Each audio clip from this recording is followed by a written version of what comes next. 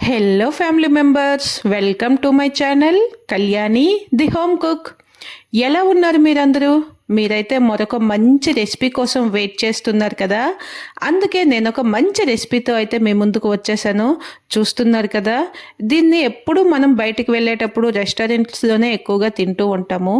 కానీ ఎప్పుడు తినాలనుకునేటప్పుడల్లా రెస్టారెంట్స్కి ఎందుకు వెళ్ళడం, మనం కూడా ఇంట్లోనే రెస్టారెంట్ స్టైల్లో ఎందుకు ప్రిపేర్ చేయకూడదు అనుకుని నేనైతే ఇలా ఇంట్లోనే బటర్ నాన్ విత్ పన్నీర్ కర్రీని అయితే పర్ఫెక్ట్గా ఎలా ప్రిపేర్ చేసుకోవాలో చేసి చూపించేస్తాను. మరి మీ అందరూ రెడీనా? మరైతే మీరు ఈ ఛానల్ని ఫస్ట్ టైం వాచ్ చేస్తున్నట్లయితే తప్పకుండా వీడియోని ఎండ్ వరకు చూడండి. వీడియో నచ్చినట్లయితే ఒక లైక్ చేసి ఛానల్ని కూడా సబ్స్క్రైబ్ చేసుకోండి. అలాగే మీ యొక్క అభిప్రాయాన్ని కామెంట్ రూపంలో తెలియజేయండి. ఇప్పుడు మనం వీడియోలోకి వచ్చేద్దామా. ఫస్ట్ అయితే ఇక్కడ నేను పన్నీర్ కర్రీని అయితే ప్రిపేర్ చేసుకోవడానికి ఏమేం చేయాలో చూపిస్తున్నాను. ముందుగా నేను పన్నీర్ మసాలా కోసమైన ఆనియన్, టొమాటో, జింజర్, గార్లిక్ వీటిని కట్ చేసి పెట్టుకున్నాను.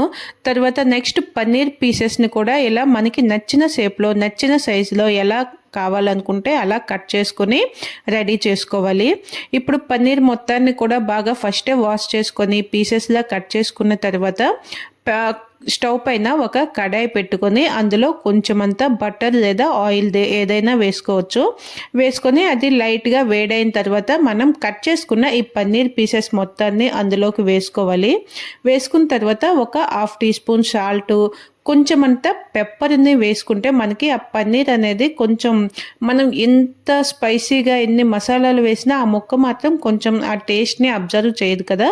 అందుకని చెప్పి ఇలా ఫ్రై చేసుకునేటప్పుడు కొంచెం పెప్పర్ని వేసుకుంటే అది చక్కగా ఆ ముక్కకి పట్టి ఉంటుంది. మనకి తినేటప్పుడు ఆ చప్పదనం అనేది తెలియకుండా బాగుంటుంది. చూసారు కదా, వీటిని జస్ట్ 2-3 మినిట్స్ అలా లైట్గా ఫ్రై చేసుకొని ప్యాన్ నుంచి సపరేట్గా పక్కన తీసి పెట్టుకోవాలి.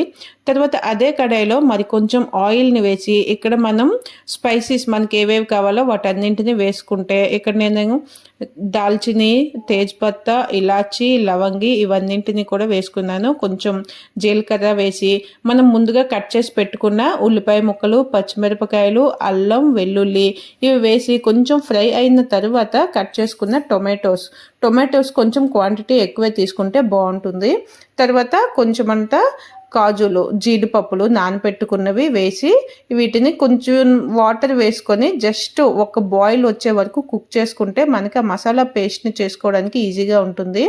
ఇలా వీటన్నింటిని వేసిన తర్వాత వాటర్ వేసి మూత పెట్టుకుని, చూసారా, జస్ట్ ఒక బాయిల్ వచ్చిన తర్వాత స్టవ్ ఆఫ్ చేసి ఇది కొంచెం చల్లగా అయిన తర్వాత మసాలా పేస్ట్ని అయితే ప్రిపేర్ చేసుకోవాలి.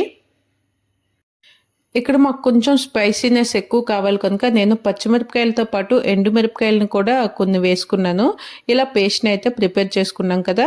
ఇప్పుడు కడాయి ఆన్ చేసుకొని అందులో ఆయిల్ కానీ బటర్ కానీ వేసి బాగా వేడైన తర్వాత 1 స్పూన్ జీరా వేసుకొని అది కొంచెం ఫ్రై అయ్యాక అందులో మనం పేస్ట్ చేసుకున్నాం కదా, ఆ పేస్ట్ని అలా అంతా వేసేయాలి. వేసిన తర్వాత దాన్ని అలా మీడియం ఫ్లేమ్లోనే మిక్స్ చేసుకుంటూ దాన్ని కుక్ అవనివ్వాలి. దాంట్లో ఉండే ఆ పచ్చి వాసన మొత్తం పోయి చక్కగా ఫ్రై అయ్యే వరకు కొంచెం కుక్ చేసుకున్న తర్వాత ఇందులో మనకి అవసరమైన మసాలాలన్నీ కూడా వేసుకోవాలి. అంటే ఉప్పు, పసుపు, కారం, జీరా పొడి, ధనియా పొడి వీటన్నింటినీ వేసుకొని బాగా మిక్స్ చేసుకోవాలి. తర్వాత మనకి ఇక్కడ అడుగు పట్టకుండా మసాలాలు వేసిన తర్వాత కొంచెం అడుగు పట్టే ఛాన్స్ ఉంటుంది కదా. అందుకని చెప్పి కొంచెం అంతా మిక్సర్ జార్లో కొంచెం వాటర్ని వేసి తిప్పుకొని ఇందులో వేసి ఈ మసాలాలన్నీ కూడా పేస్ట్తో పాటు కుక్ అయ్యేలాగా కొంచెం కుక్ అయిన తర్వాత మనం ముందుగా ఫ్రై చేసి పెట్టుకున్న పన్నీర్ పీసెస్ అన్నింటినీ కూడా ఇందులో వేసుకోవాలి.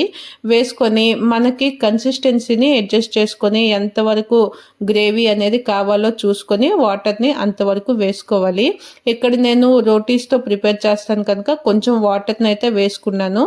వేసుకున్న తర్వాత ఇలా చూస్తున్నారు కదా, మాకైతే ఈ ఆనియన్, చిల్లీ, టొమాటో పీసెస్ ఇలా వేసుకోవడం అలవాటు. అందుకని చెప్పి నేను వాటిని ఇలా చిన్న ముక్కలుగా పెటల్స్ లాగా కట్ చేసుకొని పెట్టుకున్నాను.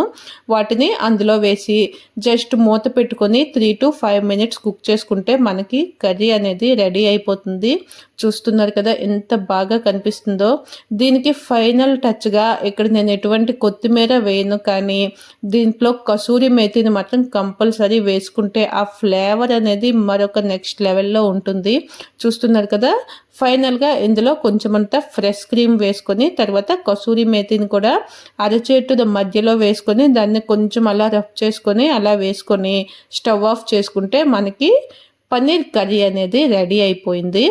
నెక్స్ట్ మనం నాన్ రొటీని ఎలా ప్రిపేర్ చేసుకోవాలో చూద్దాం. ఇప్పుడు రొటీన్ ఫుడ్ కాకుండా కొంచెం వేరేగా ఏదైనా తినాలనిపించినప్పుడు లేదా వెదర్ కండిషన్స్ కోసము లేదంటే స్పెషల్ డేస్లో లేదంటే మంత్లీ వన్స్ ఇలా ఎప్పుడైనా ఒక అకేషన్ చూసుకొని కానీ ఇంట్లో ఇలా ప్రిపేర్ చేసుకుంటే ఎప్పుడు తినాలనిపించినప్పుడు ఎప్పుడు బయటికి వెళ్దామా తిందామా అనే కాకుండా ఇంట్లో ఇంత ఈజీగా పర్ఫెక్ట్గా ఎలా చేసుకోవాలో చూసేద్దాం.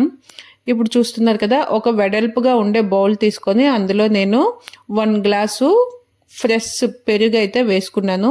ఆ పెరుగులోన ఇప్పుడు 1 teaspoon baking powder, 1/2 teaspoon baking soda వేసుకొని అవి కొంచెం రియాక్షన్ తొందరగా రావడానికి పైన కొంచెం అంతా వాటర్ని స్ప్రింకిల్ చేసుకుంటే రియాక్షన్ అనేది అయిపోతుంది కదా. తర్వాత మన టేస్ట్కి సరిపడా సాల్ట్, 1 స్పూను షుగర్ని కూడా యాడ్ చేసుకొని దీన్ని బాగా మిక్స్ చేసుకోవాలి. ఇప్పుడు దీంట్లోనే 2 కప్పుల మైదా పిండి, మీరు కావాలంటే గోధుమ పిండిని కూడా వాడుకోవచ్చు. ఇక్కడ నేను మైదాని వేసి జస్ట్ బాగా ఇలా మిక్స్ చేసుకుంటున్నాను.